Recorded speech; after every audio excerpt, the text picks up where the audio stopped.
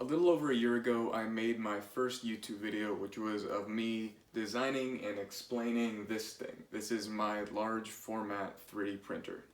And making this thing, designing it, and actually assembling it was a whole lot of fun, but unfortunately I was never really satisfied with it. Right out of the gate, I realized that it wasn't really going to do what I wanted it to do. The biggest problem with this printer is that it's not very rigid. I can wiggle it around quite a bit and everything kind of shakes. And the Z-axis is the least rigid of all. This thing can go all over the place. You can get it tuned in, bump it a little bit, and suddenly it's no longer flat. This thing has a hypothetical build volume of a cubic foot, so 300 by 300 by 300 millimeters, and it's just too big for me. There's no reason that I would ever need something that large. I pretty much only print things that are pretty small. And being that it is so big, the heated bed takes forever to heat up, especially considering that I don't have quite the correct power supply to run it.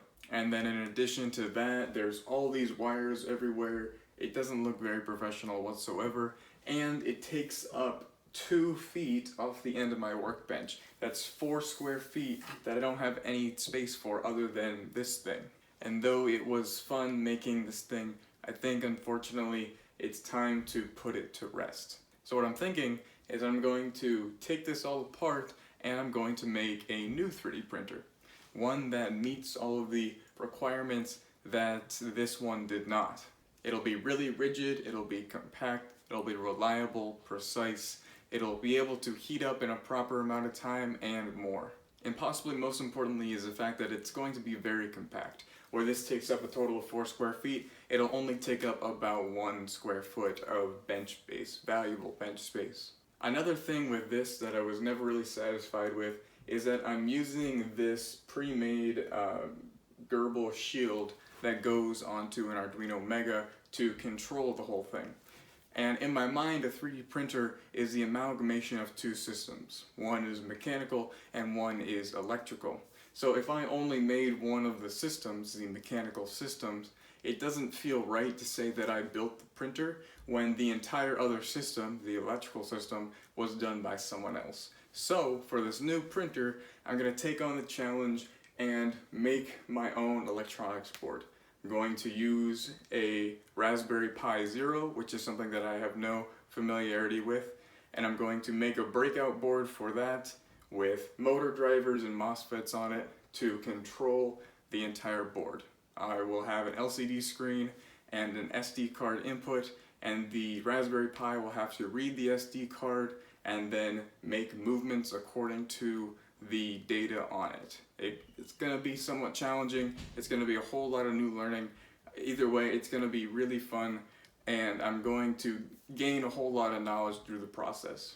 I also expect the electronics parts to take longer, so instead of building the frame and then working on the electronics, I'm going to try and figure out all the electronics, just do bench tests with it. Once I get that stuff figured out, I'm then going to go into build the frame, make the frame a secondary aspect. But nevertheless, I could not help myself in designing the actual frame of the printer, so I will explain my design and show you that CAD model right now. So I am of course in Fusion 360, and this is the design for my new 3D printer, or at least what I've been able to accomplish in the past 2 or 3 days.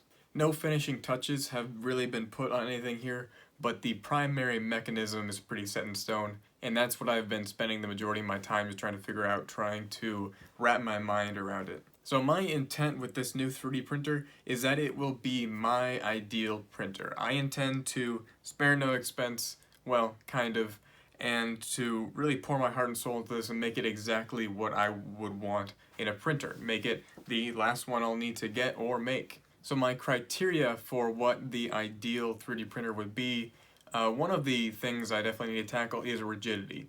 My previous printer was not very rigid and I had a lot of problems with it, so this new one needs to be super rigid. Of course I want a heated bed, and I even plan for this to be a heated glass bed, but heated beds are pretty standard at this point, So I would also like it to be an enclosed system so that the entire print is somewhat warm at all times to get you better layer adhesion and stuff like that, and it just looks super sleek. And thirdly, what is potentially the most important thing is just the size. The last printer I built had a build volume of a little under a cubic foot, so that's 300 by 300 by 300 millimeters, and it's just ridiculously large. After I made it, I started thinking about it and I realized that I never make anything that's that big, so I decided that my build volume here would ideally be around 200 by 200 by 200 millimeters, which is 8 inches cubed. Unfortunately, I did have to compromise with this a little bit. I wasn't able to quite get to 200 millimeters. Instead, I got to 180, which is still going to be fine for me.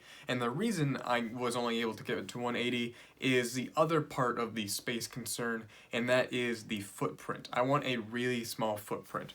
So currently, this 3D printer here, or at least this design for it, the footprint is exactly 300 by 300 millimeters. So this whole thing will only take up 1 square foot of bench space, where my previous printer took up almost 4 square feet. So I'm opting much more for a vertical layout than for a horizontal layout, which is what is standard. So here you can probably clearly see that the build volume is going to be somewhere in here. And there's these two kind of spaces up above and then below the printer. So down below here is where all of the electronics are going to go, the power supply and all the drive circuitry is going to be in there. And then there's that other space up top here. It is very standard that your spool of plastic will just hang off the side, but again, that goes against the idea of having a small footprint. So instead, I'm going to have the spool sit on top of it, and I'm going to have it sit horizontally. I'll just have it on kind of like a Lazy Susan type thing with a bearing in it so that it can very easily spin, and there should be no concern there, but it'll sit horizontally on top of it all so as to maintain that 1 square foot bench space. So at this point, those two things have not been implemented. I still have yet to figure out how exactly I'm going to lay out the electronics. And the top thing, of course, there's nothing there yet, but I'm pretty confident I'll be able to figure that out. What I've been spending most of my time on is the internal here, the inside, the actual mechanism. The base frame here is 2020 extrusion, and I not only have it on the bottom like I had before, but I've also got crossbars on the top. And actually, 2 crossbars on the bottom for some extra rigidity. So the 2020 extrusion frame should be extremely rigid, no potential for flex there at all. Now I'm going to go into the Gantry Sub Assembly. I guess it's not really technically a gantry because it's moving in the X and Y axes. I don't know, whatever. But I'm just calling it the gantry. So this Gantry Sub Assembly should be extremely rigid. Everything you see here is built on top of this aluminum plate, which is going to be the base frame. Part of the reason I constrained myself to that 12 by 12 inch build volume, and the reason I wasn't able to get 200 millimeter build area and was only able to do 180, is because you can't really get aluminum plate that's just a little bit over 12 inches. I can easily get a 12-inch plate, but I can't get a 13 by 13 inch plate. I'd have to get a 24 by 24 inch plate. So I was actually restrained to do that just based off of materials. But nearly everything here is on top of this plate, so everything should be extremely rigid. I plan for this to be a 2.5 millimeter thick aluminum plate at this point, so that alone should be pretty darn rigid. But I also have these steel linear rails on here. Not only is it adding a pretty solid chunk of steel along the edge, making it extremely rigid, but these sliders are very constrained. They only need the one of them and they constrain it, and in both rotational axes. They're very rigid, high quality, a little more expensive, but they should be very cool. And then I have another one of those rails across here, which is representing the x-axis. Currently I don't have the nozzle on here, but that shouldn't be too difficult. Shouldn't be much of a design challenge whatsoever. Just getting the mechanism is the biggest part.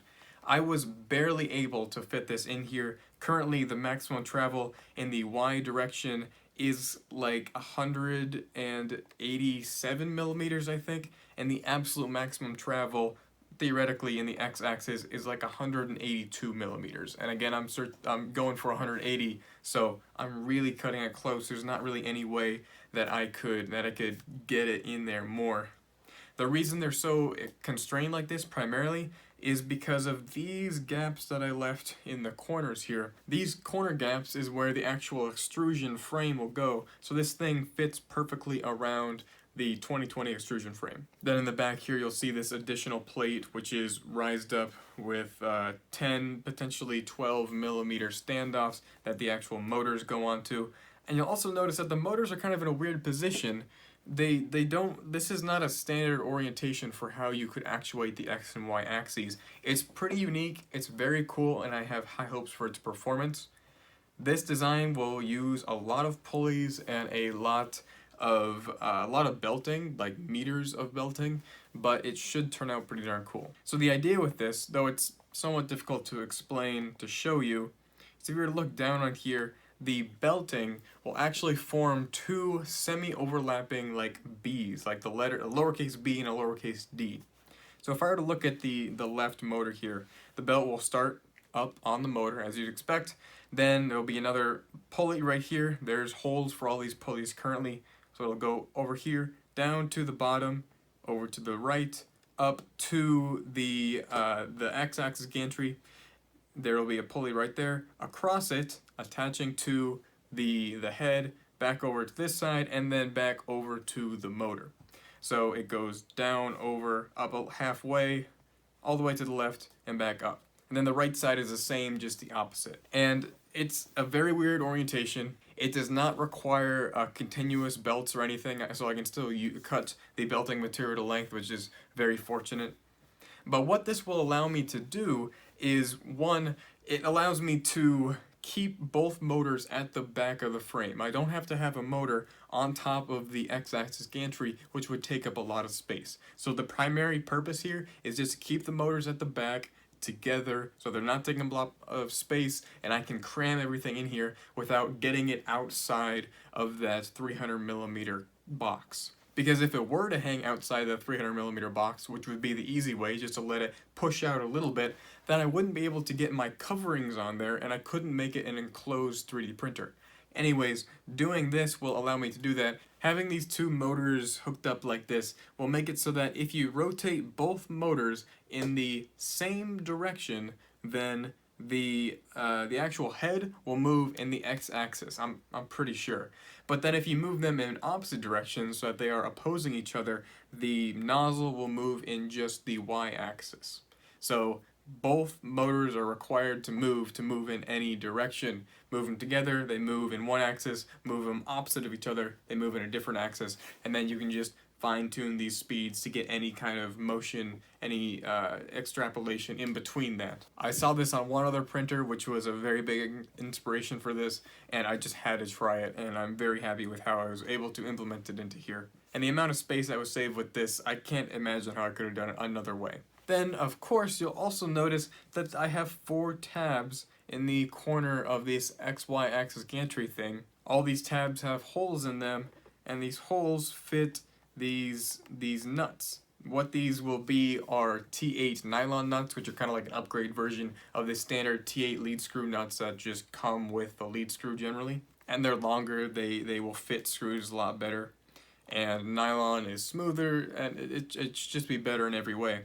But what these nuts will do is they will be my vertical actuation. So note that my nozzle, according to this design, will be moving in the X and Y axes based off of those 2 motors, but the lead screws will also be pushing this whole plate up and down, as you can see in the primary design here. So this whole thing moves up and down, and then the XY axis gantry moves in the X and Y axes. So the nozzle moves in all 3 axes, which is very uncommon. What is standard, especially for enclosed 3D printers like this, even top of the line models, is that the nozzle will move in the X and the Y, and then the bed will move in the Z axis. This is fine, it's very standard, but personally, I'm not a super big fan of it. Moving your bed on your y-axis gives a higher chance of having just some slop in it, having it move or tilt a little bit, which is not great, but if you overcome that, there's no issue. My personal thing with it is it just looks cooler if the nozzle moves in all three axes, because then if you were to say take a time lapse of it, instead of the bed moving down and the part kind of coming out of the bed, it would instead be that the part is just rising out of the base of the machine. The bed doesn't move anywhere at all, and the machine just does all the work above it. It just looks cool. Honestly, I don't think I've ever seen a printer that does this, which could be suggesting that it's a bad idea, but I think it should work. The other thing with this type of Z actuation system is that it's abnormally rigid. Typically, you'll have one or two lead screws that'll be actuating your Z-axis. Then you'll have 2 to 4 more linear rods which will constrain the motion so it doesn't wobble around and it stays where you want it to. But what I'm doing is I'm opting out of using the linear rods, and I'm only using lead screws. So in the 4 corners of the inside of this machine, I have 4 lead screws. Then you can also see at the base of the machine here, I have another motor. Then there's this kind of weird looking pulley arrangement, which is just for tensioning the belt. So this individual motor will have a continuous closed loop belt that will connect all 4 of these lead screws. So any rotation that the motor makes, all 4 lead screws will make the exact same rotation. What this means is that your XY gantry cannot tilt at all because everything is necessarily moving or rotating at the same speed at the same time, no matter what, because they're all directly attached to each other. So this again should make it very rigid, and since I have no linear rods, it's not allowing for any slop here. Everything is being pushed on all 4 corners simultaneously in the exact same way. I have high hopes for the rigidity, and it looks really cool. So right now there is no bed here. The bed will be on top of standoffs or potentially just adjustable screws, but it will not be this plate. All this plate is a thermal separation between all the electronics below and the hot 3D printing environment up top. So what I have yet to do is, of course, design the layout for electronics on the bottom, and then how the top mechanism, the sideways spool holder is going to work. Then I also need to add all of the enclosure pieces on the sides. So not only do I need another plate up top, which is going to keep all the hot air from rising out, but I need all of the side pieces, which I think are going to be made out of both acrylic and aluminum. Potentially just an acrylic layer and then an aluminum layer over that. But the acrylic is just so you can see through it, and then I'll have the aluminum for just a visual appeal, and then I'll use my CNC to cut windows out of it so you can see inside from all sides. So I am extremely happy with what I've been able to do here. This thing looks really cool, it looks solid, and I know it will be solid. This design should be meeting all of the issues that my previous printer did not. It should be solving pretty much every problem that I have encountered in my 3D printer designing in the past. But most importantly, it's gonna look cool. And being that this does solve all the issues, and I do intend for this to be potentially just the last 3D printer I ever buy, unless there's some great technological advancement, I'm considering actually painting it, which is not something that I would ever typically do, but I think if I took all of the aluminum plates that are going to be on here and just gave them a nice clean coat of just pure white paint, so I had just a nice sleek white 3D printer, I think that would look pretty darn cool. So this thing's going to be a little bit expensive, especially compared to the previous one that I built. I do have some of the materials for it already just from previous projects, but I do expect to pay a little bit more than I guess would be ideal, but I'm hoping that the final product should be worth it. So there you have it. That is my new idea for how to make the perfect 3D printer, or at least perfect in my eyes. If anybody has any recommendations on what I can do to improve this design, I'm all ears. I would love to hear it. Now, me working on this 3D printer does not mean that other projects are going to go by the wayside. The coil gun project is still occurring. It just takes a while inherently based off of what the project is. So things just, they take a little bit more time, and this will be intermittent between that. Now, I actually won't be building this frame for quite a while, I expect. I have ordered a Raspberry Pi. I'm not at all familiar with a Raspberry Pi. I intend to program this thing myself, but I have to learn and familiarize that system first, and I would like to create the circuit boards on my own, which I believe I'm capable of doing, and I imagine that process will be quite a bit longer than the actual frame construction process. So I'm going to tackle that first, and then I'll worry about the frame. Like I said earlier, I was just itching to get this design, so I went ahead and did it. So I hope you enjoyed something here. Maybe you got a little bit of inspiration yourself, but that's all I have for now, so bye.